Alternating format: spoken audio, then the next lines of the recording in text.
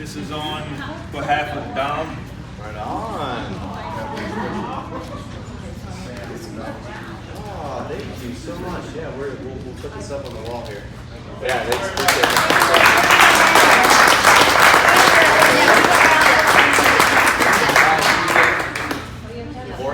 Corey, yes, come here. Take a picture with me.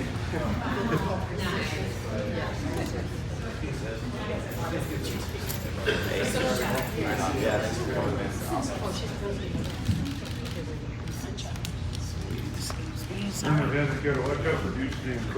I hear that. We have long enjoyed our partnership with the veterans organizations in town, including the Full Throttle Biker Church and the American Legion Post 140, who are members of our campus here. Put that out there so everybody can take a big look. And it's taken us about 2 years to get here, and I know nothing about a gym, so I turned to Andrew and said, what do we need? And this is all him. So many thanks to you for getting this done. Many thanks to you all for being here, taking part, and supporting our activities. And the Chamber of Commerce from Prescott Valley, Marnie, everybody knows Marnie. We love Marnie. Well, we just brought us certificate of recognition celebrating the opening of their Adaptive Fitness Center and Gym. We've watched David, since he got here, build this into a huge community-wide endeavor supporting our veterans, supporting our folks with disabilities. I love Andrew. If I wasn't too old for him, I'd be running off with him. But he's been an amazing friend for many, many years, and as much as I can ever get him on radio to talk about what New Horizons does, what's going on over here, it's my pleasure. But we just have a little something we wanted to give you because we celebrate with you. What's good for what you're doing is good for Prescott Valley, and we are very thankful for you guys. So, thank you. For those of you who don't know, we also have programs that help people find jobs, that help people get from point A to point B in transportation. We help people learn how to self-advocate for themselves and advocate for others. If you need something and you're disabled, you come and see us, we'll help you find it. That's what we do. Help people live as independently as they possibly can. If you have any questions, come and find us. Otherwise, enjoy the food. Those little bitty apples and tangerines are fabulous. Eat them. They're edible. Thank you all very much. Thank you. I'm not very good at this. So why don't you introduce yourself and tell us why you're here?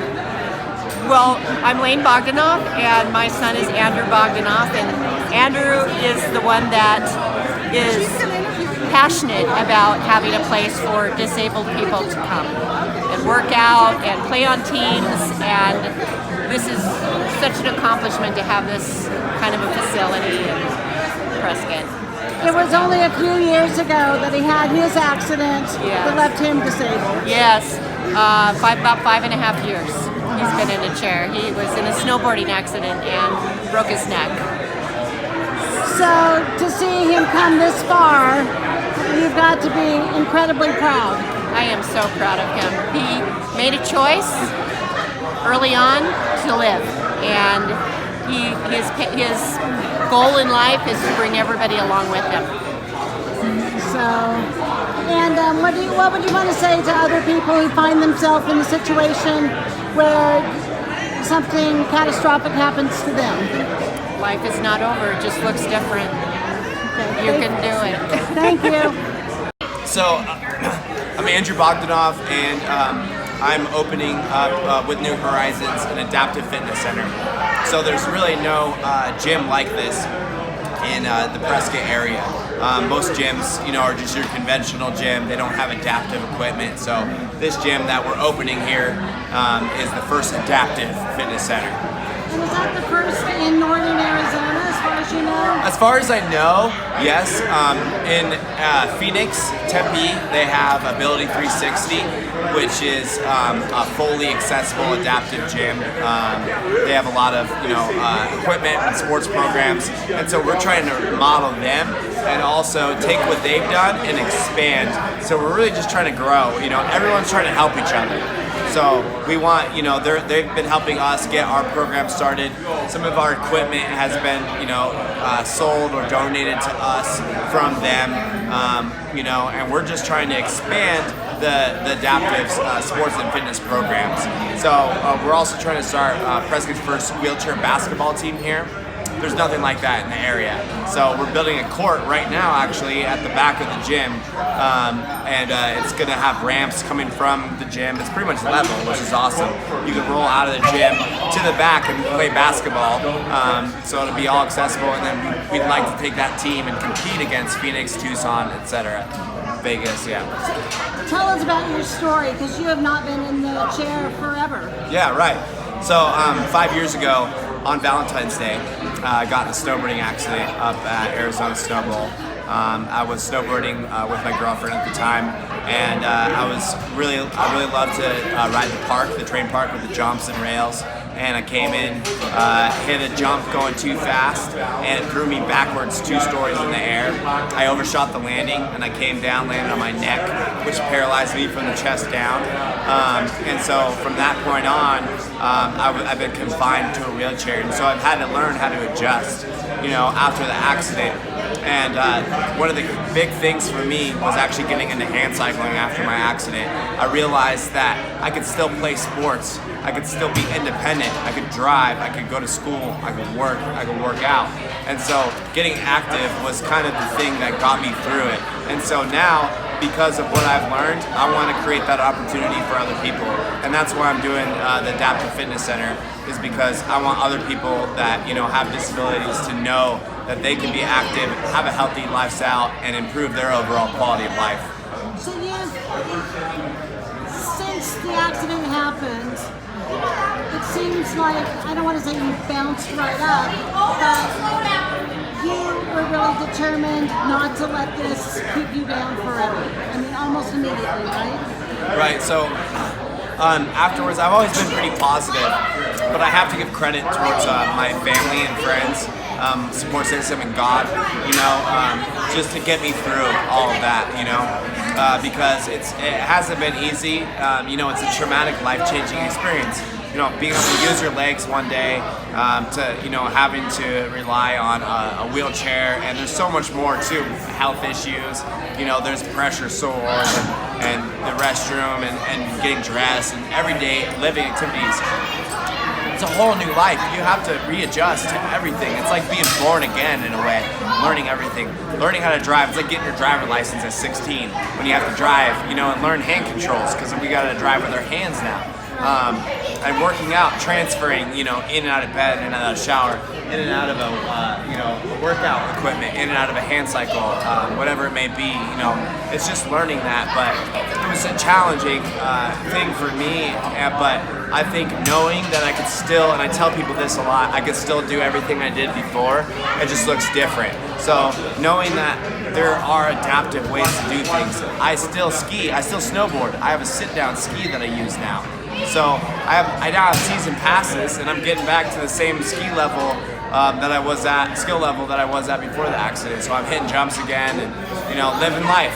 I don't want that to stop anyone. You know what I mean? Like, there's so many cool things out there. There's so many adaptive pieces of equipment, programs, people, resources out there to help you, utilize that.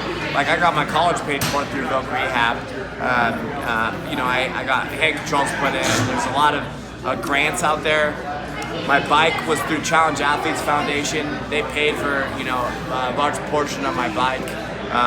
There's just so many awesome, people out there that are trying to help people with disabilities. So, speaking of cycling, tell me about that. I know that, 1 or 2 years after your accident, you cycled from Prescott all the way down to Mexico. We did do that.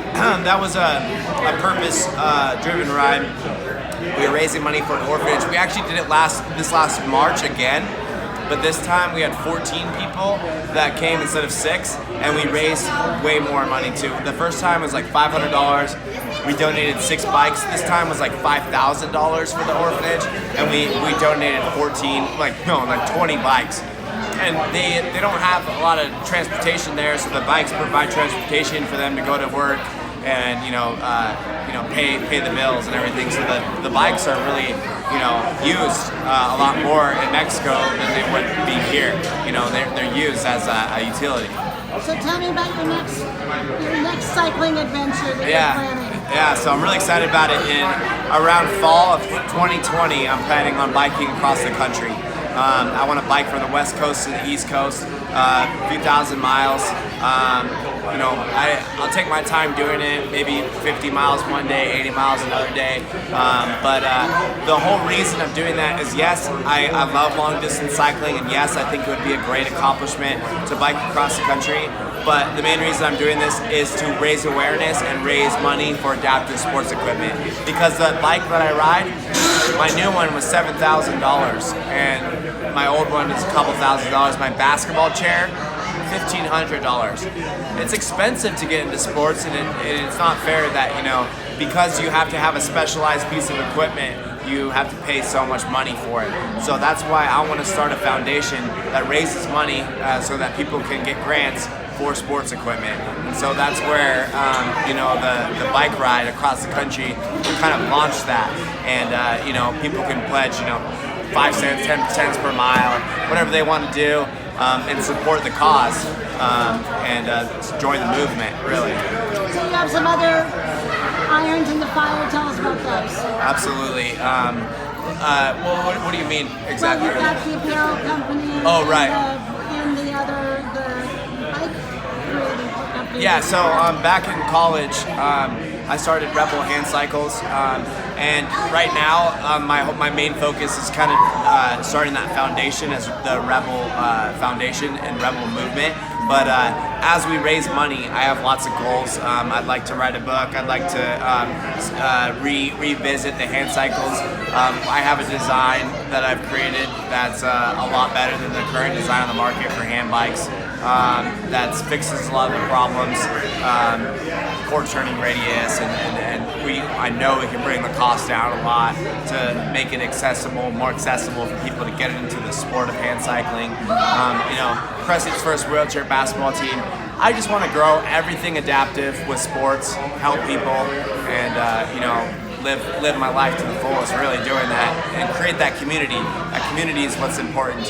When you're around other people that are overcoming those challenges and those obstacles, that's really what motivates you and inspires you to do the same. So that's what really helped me after my accident, was finding people that were in chairs that were motivating me, and going through the same type of challenges, and help each other, through it.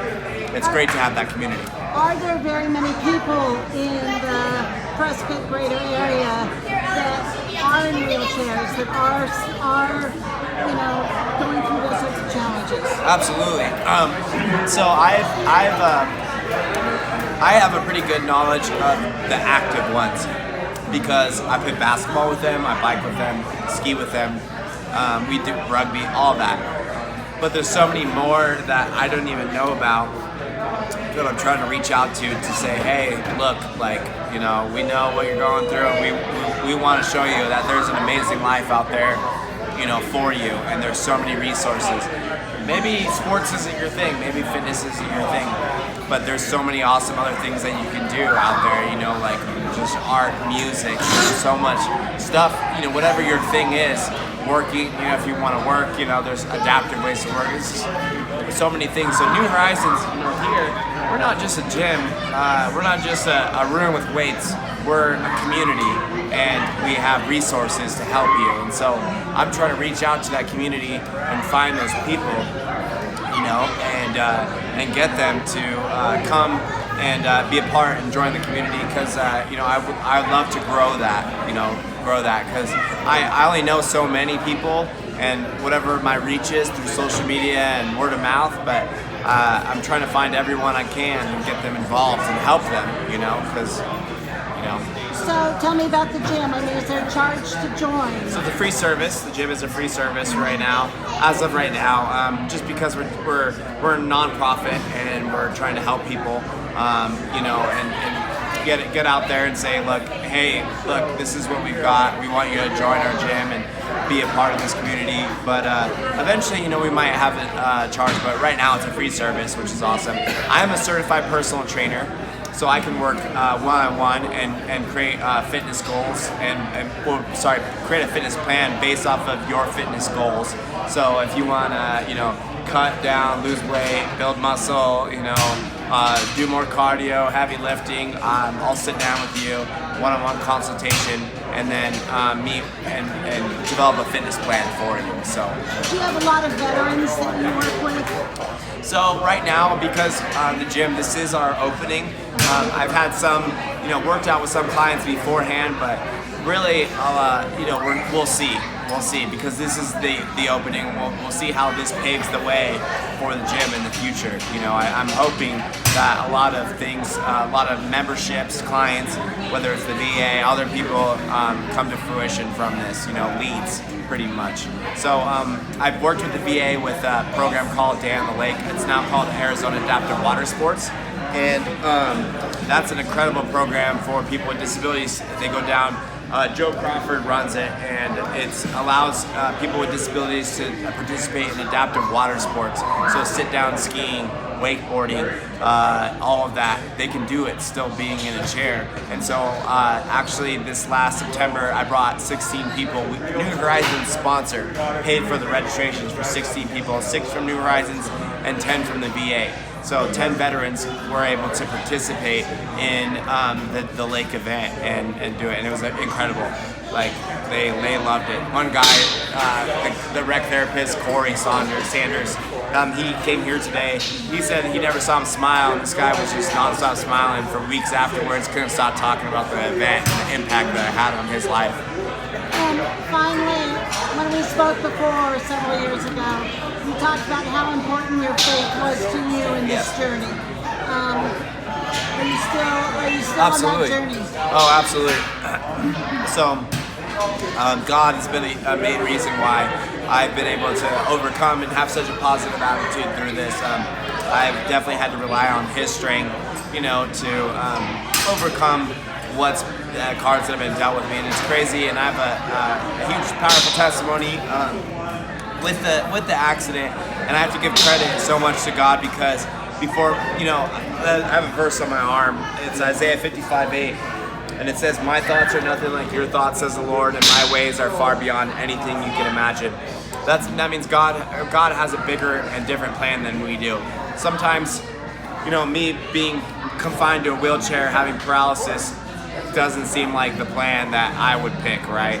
And God didn't do that to me either, you know. That was a choice that I made. I personally made that choice. I can't be mad at God. I chose to, you know, jump off that jump, you know, in my snowboard. However, God has turned that into something beautiful, and I tell people all the time that I'm happier after my accident than I was before, and people don't understand that. But God's used the accident to speak into so many people's lives, and now I'm in this position, and I have this opportunity to be able to you know, help the adaptive sports community, people with disabilities, and say, like, look, I've been through it. You know, I've relied on God, and there's so much amazing things that have happened because of it. Before my accident, I was working at In-N-Out, not doing much with my life, didn't have any goals and dreams. After my accident, I got my college degree, I started this gym, I bought a house. So many things have happened, you know, bike to Mexico, so many big things have happened, and I would never have realized that, but God had a bigger plan for me, and, you know, that's kind of what happened. Any final words? I always love interviewing with you. It's awesome. Just excited for what's to come in the future. I think you know, God's got big things for sure, and I think this is really important and a long time coming in Prescott. You know, we need to address the disabled community and give them, you know, resources and you know, healthy outlets like the gym itself. I think it's a great thing that's coming, and I'm excited to be a part of it. Okay, thank you so much. Thank you.